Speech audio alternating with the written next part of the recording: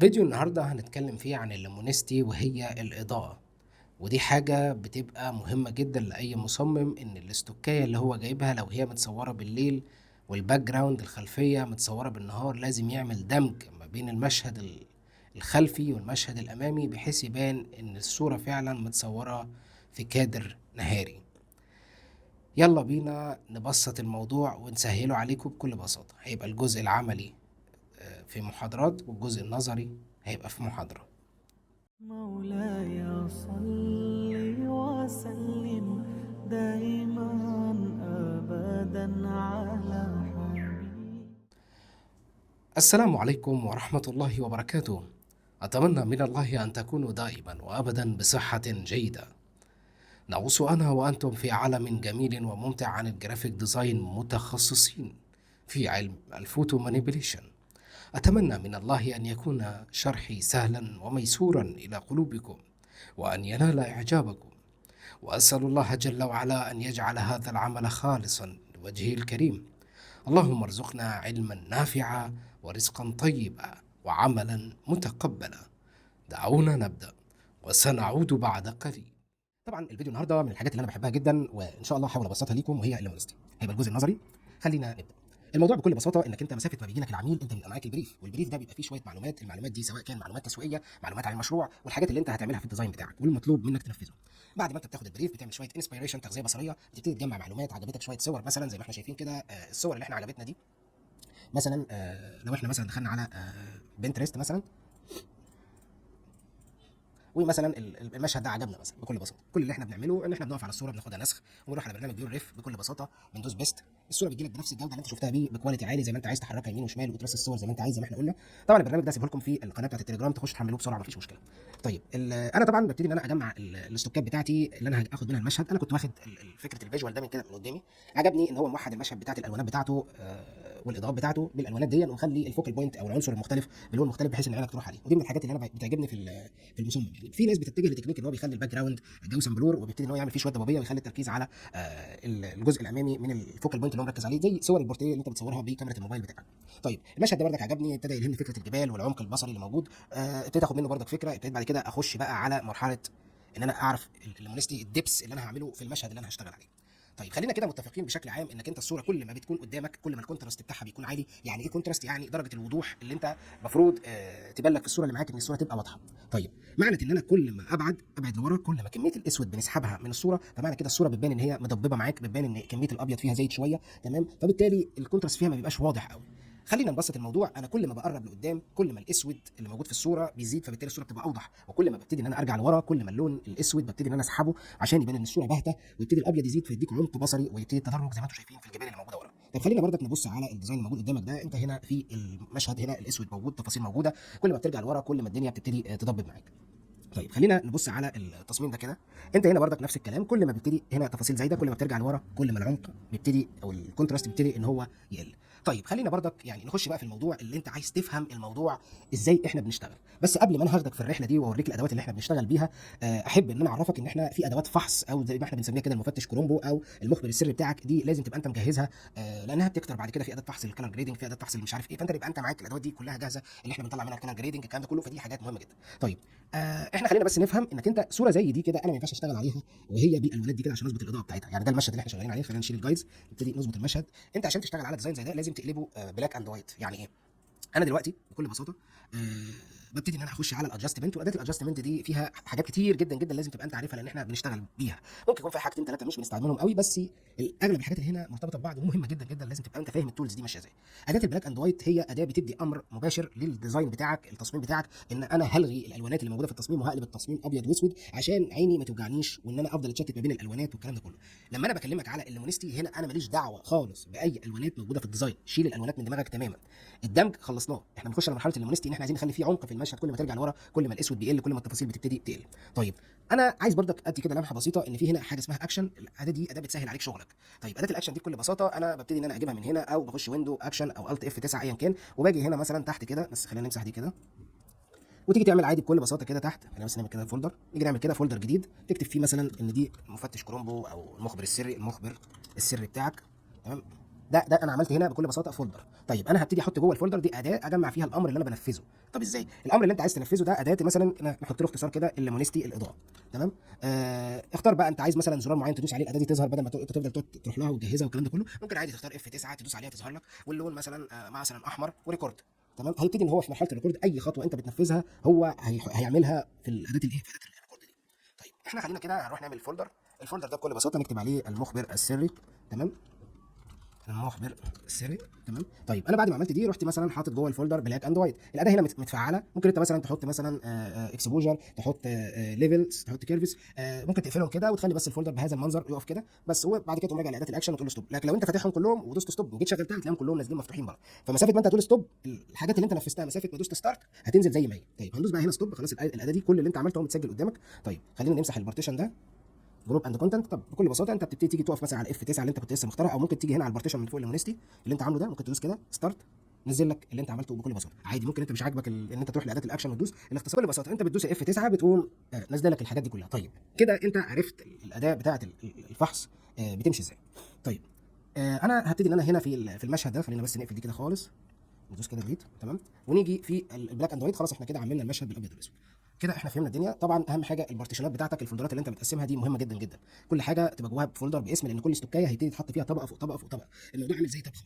يعني ايه؟ يعني انت مثلا لما بتيجي تعمل اكله انت بتبتدي ترصص المقادير، ما ينفعش حاجه قبل حاجه. يعني مثلا بتحط الزيت، بعد كده البصل، بعد كده مش عارف شويه التوابل، الكلام ده كله. فانت ما ينفعش تيجي ان انت طبقه مثلا احنا شغالين كل الاضاءات دلوقتي وبعد كده نحط الكلر جريدنج، بعد كده تقوم انت جاي عاكس واخد طبقه من الليمونستي رحت حاططها فوق، بص تلاقي الدنيا مش مظبوطه. فكل فولدر يفضل كل حاجه جواه تخلي كل فولدر بلون عشان تبقى انت عارف دي ايه. بتقسم فولدراتك دي، ده المشهد بتاعك. تمام.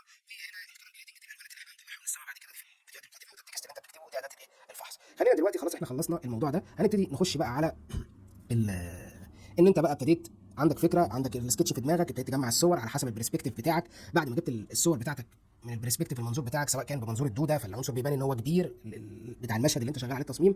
لو انت المنظور ميد برسبكتيف فمعنى كده قطع السماء والارض في المنتصف، فمعنى كده ان العنصر بيبان متوسط لكبير ولا صغير. لو بمنظور الدرون او منظور الطائر فمعنى كده ان العنصر بيبان ان هو صغير. فراعي الحته دي جدا. بعد كده بتخش على مرحله المانيبيليشن، الدمج، وتبتدي تظبط الهوريزونتال لاين او خط الافق اللي هو تقاطع السماء مع الارض، او المشهد اللي انت فيه تحاول ان انت تحدده او بترسمه. لو في شبابيك تاخد منها خط وتمشي معاه قدام لحد ما تعمل نقطه التلاقي عشان تظبط على المشهد بتاعك. وهنا بيبتدي مرحله الليمونستي اللي احنا بنشرح فيها في هذا الفيديو الرائع الجميل. تمام.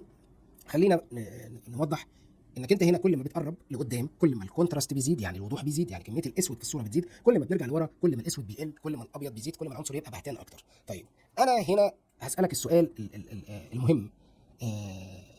هل ايه هي ادوات الليمونستي بشكل عام؟ يعني ادوات الليمونستي بشكل عام هي نقدر نقول ان هي 3 ادوات، والثلاث ادوات دول في غايه الاهميه. تمام. انت هنا خلينا برضك نبسط الامر بشكل لطيف.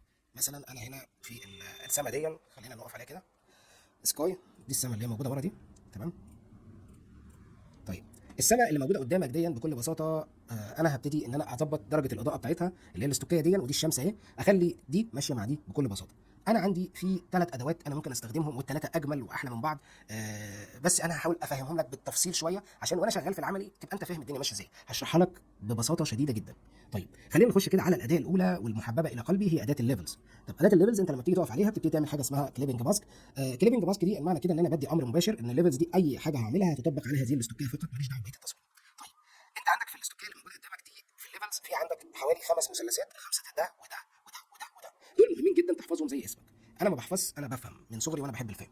طيب هتقول لي طيب ايه المثلث ده كل واحد فيهم ايه؟ المثلث ده بكل بساطه شديده هذا المثلث بيتحكم في منطقه الهايلايت اللي موجود في الصوره. يعني في جزء من الصوره اللي موجوده قدامك في مناطق فيها هايلايت، فيها ضوء عالي، فبيبتدي ان هو تظبطها ان انت تزود الوضوح بتاع الهايلايت، وتبتدي ان انت تخليه زي ما هو. المنطقه دي في المنتصف دي بنسميها منطقه الميد تون. منطقه الميد تون يعني في جزء في التصميم اللي موجود قدامك ما هو الا ما بين المنتصف الهايلايت وما بين المنطقه اللي فيها شادو. مسافه ما انت بتتحرك ده هو مش بيتحرك غير على الاجزاء اللي في المنتصف فقط، ملوش دعوه بالصوره ككل. طيب هتدوس كليكتين او ممكن تدوس هنا ممكن هنا ترجع، عايز ترجع للوضع الاصلي بعد ما عملت تدوس هنا ترجع للوضع الاصلي اللي انت ما عملتش فيه اي حاجه. هنا دي منطقه الشادو، بيتحكم في المناطق اللي فيها ظل، او المنطقه اللي فيها ظلال في التصميم بتاعك. بس ال3 دول الشادو والميد تون والهايلايت احنا مش بنقرب منهم في مرحله الليفلز.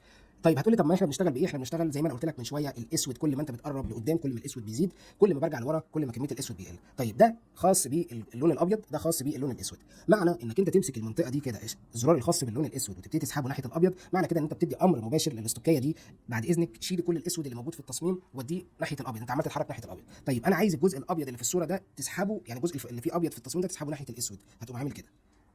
موضوع مش حفظ، الموضوع فهم. تمام. ويبقى عينك على الارقام اللي انت بتكتبها هنا دي، لانك بتبقى عارف انت اخدت رقم كام في الاستوكيه اللي ورا والقدام، بس مش قاعده ثابته. طيب ايه الاداه الثانيه اللي انا ممكن استخدمها في موضوع الليمونستي؟ بكل بساطه احنا شرحنا هنا 5 حاجات. شرحنا الهايلايت، الميد تون، الشادو، الوايت، البليكس، الابيض والاسود، وده شغلنا في الليمونستي في الاضاءه. طيب هل في اداه ثانيه بتشتغل بنفس المنظور ده؟ في اداه تحفه جدا ورائعه جدا، اداه الاكسبوجر. هتعمل بس كليبنج ماسك. اداه الاكسبوجر بكل بساطه هي بتدي امر مباشر ان انا بتحرك ناحيه الابيض، تمام، وهنا بتحرك ناحيه الاسود. طب نقول نستخدمها بردك في الكشافات بتاعه العربيات والحاجات اللي هي بنحتاج لها اضاءه، عواميد الاناره، الكلام ده كله، فهي بتبقى اداه تحفه وجميله. اهي بص، تحرك كده ناحيه الابيض، تحرك ناحيه الاسود، بس خلي بالك لو دوست كده كليكتين بترجع للوضع الاصلي بتاعها، او ممكن من تحت هنا ترجع للوضع. بس وانت بتتحرك احنا بنتحرك سنه بسيطه مش كتير قوي، فخلي بالك من الحته دي. الاداه دي سنسيتيف وحساسه، ولازم لما تتحرك منها تحرك عينك على المشهد وعينك على ما بين الشمس والسحاب عشان تظبط الاثنين مع بعض. طيب هتقول لي طيب ما في حاجات تحت كده انا عايز افهمها بردك، هي بتعمل ايه؟ الموضوع بكل بساطه ان انا شخصيا لما باجي اشتغل باداه الاكسبوجر انا بلجا ان انا اظبط الاوفست شويه، ان انا ادي زي سن الضباب كده، وبعد كده ابتدي اظبط الاضاءه واظبط الدنيا ماشيه معايا. يعني لو احنا كده رجعنا بكل بساطه، انا ببتدي مثلا اخش كده على الاستوكيه دي كده، تمام، وببتدي ان انا ادي اوحد كده اوحد دي الشمس بتاعنا، دي استوكيه ثانيه خالص، ودي السماء اللي موجوده وراها. انا ببقى عايز اعمل ايه؟ ببقى عايز اخلي ان الاثنين يعتبر قريبين من بعض، وبعدين ببتدي ان انا افتح تفتيحه بسيطه فتبان ان الاثنين ماشيين مع بعض. طيب الجاما كوريكشن دي بتعمل زي تصحيح للالوان، بس الحركه فيها بتبقى بالراحه ما تتغشمش. يعني ايه؟ انا لما اجي اتحرك عايز اظبط الوان بديها سنه بسيطه مش اكتر من كده، ودي بنلجا لها لو احنا بجينا نبتدي نلون، حسينا ان العنصر انت استخدمت الاكسبوجر فحصل فيه حاجه، فبنظبط سنه نرجع سنه اثناء ما احنا بنظبط الالوانات. ودي الفيديوهات القادمه مالناش دعوه. هل انت بعد ما بتخلص الليمونست تبقى المرحله انتهت؟ لا، انت اثناء ما انت بتعمل الالوانات بقى بتوحد المشهد ممكن تظبط الاضاءه تاني بحيث ان انت تعدل فيها حاجات او تظبط فيها حاجات، بس انت تبقى خلصت الجزء الاساسي وترجع بس تظبط حاجات بسيطه. انا بحب شغلي يبقى منظم، باجي اشتغل على ديزاين ببتدي ان انا اشوف الليمونستي، بعد كده اشوف الكلر جريدنج، الالوانات، ببتدي اشوف لو في ريم لايت، بعد كده دوج اند بيرن، بعد كده مش عارف لو في ريفليكشن، الحاجات دي كلها بحب يبقى في نظام في الشغل بتاعي. طيب كده احنا شرحنا اداه الاكسبوجر، بتعمل نفس الفكره بتاعت الليفلز، بس اداه سنسيتيف حساسه فيها 3 حاجات. جزء خاص بالاكسبوجر، اضاءه ابيض واسود، الاوفست بتدي زي شادو، بتدي شويه غبار كده، الجاما كوركشن بتصلح الالوانات. طيب هل في اداه ثالثه بيوتيفول وجميله بتشتغل في الليمونستي؟ في اداه جميله بتشتغل في هذا الموضوع، وهي اداه الكيرفس. هتعمل الت كليبنج ماسك او الت كنترول جي زي ما انت عايز. الكيرفس بكل بساطه انا عايزك تفتح مخك وتركز معايا، لان هنا هو مش كاتب لك لا هايلايت ولا كاتب لك لا ميد تون ولا كاتب لك شادو ولا كاتب لك الوايت فين ولا البلاك فين. انت هنا كنت عارف لحد ما كل واحد فين، يعني عارف ده هايلايت، ده ميد تون، ده شادو، ده وايت، ده بلاك، لكن هنا الكيرفس ده بتعمل معاك على انك انت واحد فاهم انت بتعمل ايه، انت مش بتعك. طيب هتقول لي طب ازاي؟ هقول لك ببساطه شديده، انت عندك هنا النقطه اللي فوق دي ابيض، عملك الابيض، كل ما تنزل لتحت كل ما يسود. ركز، كل ما تبقى فوق كل ما يبقى عملك حلو، كل ما تنزل لتحت كل ما يبقى عملك اسود. طيب ادي دي النقطه دي، انت عندك في نقطه دي الدياجرام اللي موجود قدامك ده، الرسم البياني ده هو مقسمه لك مربعات. طبعا هو مش حاطط لك المربعات دي هبقى منصوره، لا، يعني انت هنا عندك في نقطه هنا تقاطع ما بين المربع ده والمربع ده والمربع ده، يبقى انت هنا عندك كام نقطه؟ 1 2 3 4 5، نفس الخمسه اللي كانوا موجودين في الليفلز. طيب هل هنا النقطه الاولى دي، النقطه الاولى وايت، بعد كده هنا الهايلايت، بعد كده هنا منطقه المنتصف الكريتيكال بوينت ما بين الاثنين اللي هي الميد تون، بعد كده هنا الشادو، بعد كده هنا الاسود. طيب خلينا نشيل النقط دي بكل بساطه. النص المثلث اللي فوق ده انا بفهمك وبسهلها عليك. النص اللي فوق ده انت بتتحرك اي منطقه، اي نقطه من دول هتاخدها هتتحرك، يبقى انت هتزود ناحيه الابيض. النص اللي تحت ده اي نقطه من هنا هتاخدها هتنزل بيها لتحت، انت هتتحرك ناحيه الاسود. تمام، كلام جميل كلام جميل. طيب انا لو خدت النقطه البيضاء اللي في التصميم ده، يعني انا بشتغل على الابيض فقط، فهنا هتلاقيني بعمل كده، اهي النقطه اهي بتحرك ناحيه الابيض. طيب بمسك النقطه دي كده بنزل هنا اهي بتحرك ناحيه الاسود، نفس الفكره بتاعت الليفلز، بس الليفلز بتبقى مقسمه لك الدنيا شويه. في ناس بتحب تشتغل كل شغلها بالليفلز، ما تقعدش توجع دماغها، في واحد بينوع على حسب هو بيحب ايه. تمام. طيب النقطه اللي تحت الاخيره دي الاسود، اطلع فوق ده الابيض، النص اللي فوق ابيض، النص اللي تحت اسود، اهو كده اسود كده ابيض. تمام. طيب انا هتقول لي انا عايز اخد اشتغل على الهايلايت بس، الهايلايت اهو بزود في الابيض، الصوره كلها ما تبقاش ابيض، اهو بزود هنا في الاسود. طيب هنا الميد تون اهو بنزل تحت اسود، بطلع فوق ابيض. طيب منطقه الشادو اشتغل على الشادو فقط ابيض اهو اسود. طيب انت هنا لو هتشتغل على الليمونستي على الاضاءات، انت مش هتشتغل غير على النقطه اللي فوق والنقطه اللي تحت. النقطه اللي فوق يا تدي امر حرك دي ناحيه الابيض يا اما حرك دي ناحيه الاسود. طب هل انا بتحرك الكميه دي؟ لا، انا بتحرك حاجه بسيطه خالص وانا بتاع ده وانا شغال. طيب لو انا هتحرك من ناحيه الاسود او ابيض واسود، ده شغلك كله في الليمونستي. طيب انت بقى لو جيت رحت عامل كده، انت لو جيت حطيت الايد دي وابتديت تيجي تقف هنا، معنى كده انت واخد نقطه فين؟ ما بين الشادو وما بين الايه؟ ما بين البلاك. فانا طبعا لو انا جيت انا واقف بالايد وعايز اتحرك، انا عايز اخد نقطه في على الكيرف، انا مش هينفع الكلام ده، مش هينفع اعمله غير على الوايت والاسود. حته الايد دي ما بحبذهاش، لان انت معنى كده ان انت بتحدد حاجه معينه. يعني انت بتقف على نقطه في الكيرف، ممكن يعني الايد دي ممكن تختار نقطه هي اللي انت عارف فيها شادو وانا عارف انها بلاك، فانت يفضل خليك بلاش تستخدم الايد دي خالص، واستخدم هنا كده ده او ده. الاكسبوجر رقم 2، احنا بنشتغل الاول بنظبط الاوفست سنه كده يمين سنه شمال عشان نوحد المشهد، وبعد كده الاكسبوجر الليفلز نفس الكلام، بنشتغل هنا على الابيض وهنا على الاسود بكل بساطه. طيب انا وانا شغال يفضل اني انا اعمل كده ايكوالز، اسيب اسم الحاجه دي الليفلز، مثلا انا استخدمت اداه الليفلز خليها ما تمسحهاش، هتعمل كده. طبعا انا لما باجي اشتغل دايما انا اشتغلت بليفل، اشتغلت باكسبوجر، اشتغلت بكيرفز، ما اجيش انا اقوم جاي ماسح دي واكتب عليها ليمونستي، لا خليها زي ما هي عشان تبقى انت عارف انت هنا في الاستوكات دي اشتغلت بايه. هتيجي انت مثلا هنا اشتغلت بليفل، هكتب هنا ال يو، يعني هكتب ال يو يعني هنا ليمونستي. ممكن عادي ممكن تعمل بالشيفت كده تحدد الثلاث كلمات اللي انت كتبتهم دول كنترول سي، بحيث ان انت تروح على اي بعد كده حاجه تعملها وانت شغال كده تقوم ايه شيل بس الواحد ده كده، ادي هنا دي كده معنى كده ان انت دي ليمونستي. هتقول لي الكلام ده بيفيدني في ايه؟ بيفيدني ان انا وانا شغال باجي مثلا انا واقف على الاستوكيه دي كده، تمام، انا مثلا مفعل دي كده، انا هنا كده عرفت ان الاستوكيه دي الحاجه اللي متفعله عندي اللي انا طبقت عليها الافكت الاضاءه، معنى كده ان ايه؟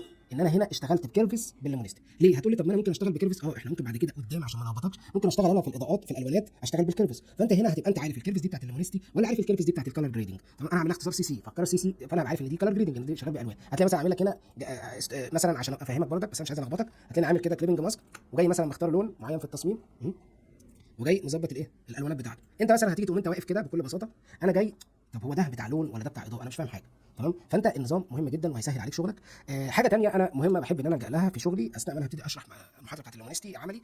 الليمونستي طبعا هيتشرح في المحاضره اللي هي العملي على 3 ستيبس، الجزء الباك جراوند، وبعد كده الجزء الميد جراوند، وبعد كده الجزء الفور جراوند. انا هبتديها من قدام من ورا لقدام، تمام.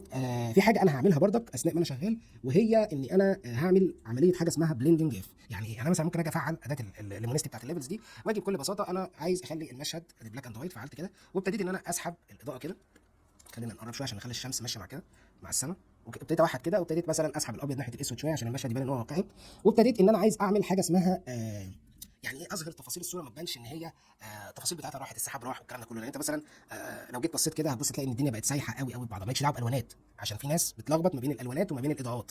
انا كده موحد الاضاءه. طيب انا هنا السحاب حاسه ان هو مش واضح قوي، الاداه اللي انا طبقتها راحت ماسحه الصوره، راحت مطبقه على الصوره كلها، تفاصيل السحاب راحت. هبتدي اخش على حاجه اسمها بلندنج اوبشن. بكل بساطه اداه البلندنج اوبشن في عندك هنا خطوتين مهمين جدا، يا اما تشتغل على الكرنت لاير يا اما بتشتغل على الاندرلاينج لاير، تمام. طيب خلينا نفرق ما بين الاثنين دول. الكرنت لاير بكل بساطه انت بتشتغل على الصوره نفسها. طيب الاندرلاينج لاير انت بتدمجها مع صوره تحتها. يعني ايه؟ يعني انا لو جيت سحبت دي كده، لو انا مثلا جيت عشان برضك ايه الناس بعد كده وانا شغال تبقى فاهمه انا بعمل ايه. لو انا جيت على الصوره دي ورحت جاي مطبق عليها عمليه بلندنج اوبشن وجيت هنا اخترت الاندرلاينج لاير، ودي ما فيش صوره وراها فانا مش عارف ادمجها، مثلا حاطط سحاب وراها فانا عايز افرغ السحاب ده مع السحاب اللي ورا، اخلي الدنيا ماشيه مع بعضها. انت لو جيت رحت عامل كده، خلينا كده نشوف، بسم الله، هو مش شايف اصلا، بص هو هنا دي الصوره نفسها الاصليه، تمام اهو. ببتدي ان انا ايه افرغ من الصوره الاصليه. طيب لو انا جيت هنا، ده هنا الجزء ده الخاص بالاسود وده الجزء اللي خاص بالابيض، معنى ان انت بتسحب من الابيض رايح ناحيه الاسود يبقى هو هيسيب لك الاسود بس، معنى ان انت بتسحب من الاسود رايح ناحيه الابيض يبقى هيسيب لك الابيض بس. طيب احنا طبعا بندوس الت وبنفك المشبك ده كده عشان يبقى وانت بتسحب تسحب بالراحه، وطبعا انا ما برميش الرميه دي. لكن هو هنا معنى ان الاندرلاين لاير دي يبتدي يسحب منها، معنى كده ان هو في صوره وراها فهيبتدي يدمج الاثنين مع بعض. طبعا هنا ما فيش صوره وراها، تمام، فهنا ما فيش غير صوره واحده فهو هيشتغل على الصوره دي. طيب الايفكت اللي انت طبقته من شويه اللي هو الليفلز ده الخاص باللومينستي، مسح الصوره، هو الايفكت فوق الصوره نفسها، يعني الصوره زي ما هي لكن في افكت فوقها، فانا عايز اظبط الايفكت اللي فوقها ده افرغ منه شويه تفاصيل. هعملها ازاي؟ ادي بلندنج اوبشن بكل بساطه، هبتدي ان انا مثلا اجي كده، خلي بالك ان هنا في البلندنج في 3 الوانات، ممكن تشتغل على اللون الاحمر لو شايف في التصميم احمر او اخضر او ازرق، تمام. فاحنا بنشتغل على الجري اللي هو الوسط ما بين الالوانات كلها، تمام. طيب خلينا كده، عايزين نخلي ايه، انا طبعا لما باجي افك دي انا بس عايز اظهر التفاصيل السوداء اللي كانت موجوده في الايه في التصميم. باجي اعمل كده، بص حاجه بسيطه قوي كده عشان يبان ايه ان السحابه مش ممسوحه قوي، فاهمني. ممكن برضه كده لو انت عامل افكت كده، الجزء اللي هو الابيض اللي هناك ده اهو، ممكن تيجي تجيب كده عشان تبان ايه الابيض اللي موجود بعيد ده، تمام كده الدنيا بقت بيوتيفول وجميله وتحفه. طيب انا هل الفكره كلها اللي عايز اوضحها، طب خلينا برضك نشوف الافكت. بص الدنيا هنا بقت سايحه اكتر مع بعضها، لو انا رجعت لك دول اهي الابيض اختفى وده اختفى كله رجع تاني زي ما كان. انا بدي كده سنه، ممكن ادي كده، ادي ده البيندنج اف بنحتاجها عشان نظهر تفاصيل الجبل لان الصوره بقت ممسوحه خالص. طيب ايه تاني انا عايز اوصله لك؟ هل اداه البلاك اند وايت دي انت ممكن تعملها يعني ممكن تجيب حاجه بديل البلاك اند وايت؟ عادي، ممكن انا اعمل كده لايرز، اعمل مثلا حاجه اسمها سوليد كار، ممكن تكتب كده 80 80 80، تمام، وتحطها كده وتستخدم مثلا كلر كده انت معاك برضك حاجه اسمها بلاك اند وايت. كده انا عايز امسك الموضوع من العصب، اتكلم فيه كل الشق النظري الخاص بيه، عشان لما تيجي نشتغل تلاقي الدنيا بسيطه معاك. طيب ده الكلر. طيب احنا كده يعتبر شرحنا الحاجه اللي انت بتعمل بيها الشيك بتاعك، اداه الليفلز، اداه الاكسبوجر، شرحنا اداه الكيرفز. هنبتدي ان شاء الله المحاضره اللي جايه هنطبق بقى الابلكيشن العملي. اتمنى ان كنتوا تكونوا استفدتوا من المحاضره دي، وانا قدرت اوصل لكم ولو جزء بسيط. اتمنى ان كنتم يعني تدعمونا في الفيديو بتاعنا، تعملوا لايك وشير وسبسكرايب، عشان الناس لو حد مهتم بالحاجات دي او حاجات دي شايفها صعبه عليه ان هو الفيديو يوصل له يستفاد منه.